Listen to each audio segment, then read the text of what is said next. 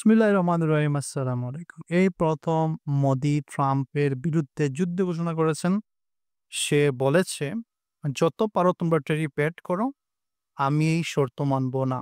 আমরা তার price pay করতে রাজি আছি, কিন্তু ডোনাল্ড ট্রাম্পের শর্ত মানব না।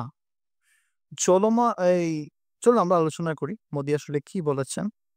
এর সাথে, সাথে কিন্তু সবচেয়ে বড় যে ডেভেলপমেন্ট হয়েছে সেটা হচ্ছে ট্রাম্প সিদ্ধান্ত নিয়েছে তারা ইন্ডিয়া থেকে অ্যাপেলের ফ্যাক্টরি সরিয়ে নিবে এবং শুধু ইন্ডিয়া থেকে না চায়না থেকেও সরিয়ে নেবে এবং সেটা আমেরিকায় শিফট করবে।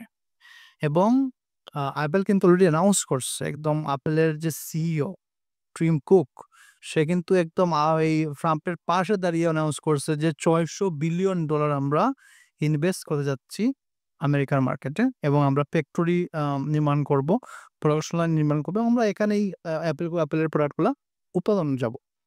সো টম কুক কিন্তু বলতেছে টিম কুক যে তারা ইউএসএ তে অ্যাপেলের মোবাইল ফোন এবং আলাদা অ্যাক্সেসরিজ যেগুলো আছে সেগুলা ম্যানুফ্যাকচার করবে।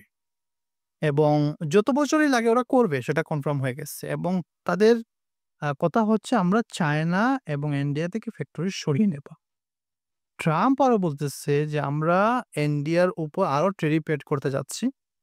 আমরা এত ফ্যাক্টরি বিল্ড করব ইউএসএ তে যাতে আমাদের ৪-৫ হাজার ৪-৫ লাখ জব ক্রিয়েট হয় এবং চারদিকে শুধু জব আর জব থাকবে। এরপরেই কি হইছে ইউএসএ স্টক মার্কেট একদম বুল রান দিছে। এটার কারণ হচ্ছে ইনভেস্টরদের কিন্তু কনফিডেন্স চলে আসছে যে হ্যাঁ, এটা তো অনেক বড় ইনভেস্টমেন্ট আসতেছে। সো এটা কনফার্ম। তো স্টক মার্কেট একদম উপরে চলে গেছে এই অ্যানাউন্স করার পরে।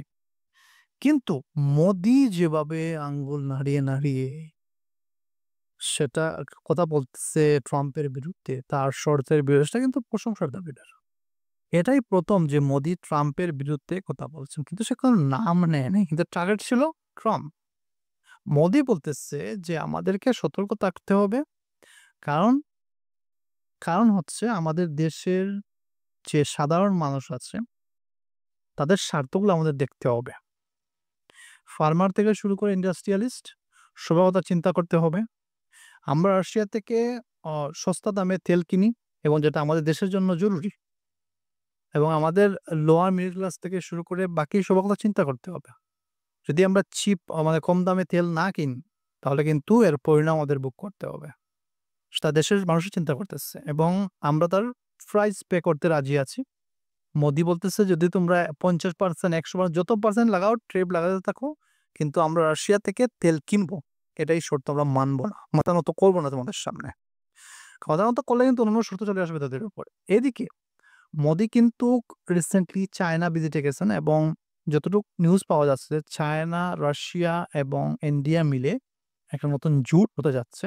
এটা ব্রিক্স এর মধ্যেই থাকবে এবং ব্রিক্স এর যদি ওরা কারেন্সি লঞ্চ করার চিন্তা করতেছে হয়তোবা। যদি লঞ্চ করে দেয় তাহলে কিন্তু ট্রাম্পের খবর আছে। তাহলে কিন্তু অনেক বড় দামালো একদম দামামা হয়ে যাবে চারদিকে। এইজন্য আসলে আ মোদি ভিজিট করতেছেন। কারণ দেখতেছে কোনো ফ্রেন্ড নাই এই পাশের। তাদের সাপোর্টে আছে। কে সাপোর্ট আছে আমাকে বলেন? আমেরিকা তো সাপোর্টে ছিল। কই আমেরিকা তো নাই। এখন ইউরোপ বলতেছে তারাও ট্যারিফ এড করবে ইন্ডিয়ার উপরে। যাতে রাশিয়া থেকে তেল না কিনে। এইজন্য আসলে আর মোদি চিন্তা করতেছে যে আমরা চায়নার সাথে সম্পর্ক ভালো করে ফেলি। তাহলে আমাদের জন্য ভালো। কারণ চায়না যে তাদের ফ্রেন্ড থাকে তারা চায়না থেকে সব সাপোর্ট পেয়ে যাবে অলরেডি। এবং রাশিয়ার সাথে সম্পর্ক ভালো আছে। তো একটা ত্রিমুখী জোট তৈরি হয়ে যাবে যা ট্রাম্পের জন্য হুমকি হয়ে যাবে। আজ এ পর্যন্তই। আসসালামু আলাইকুম।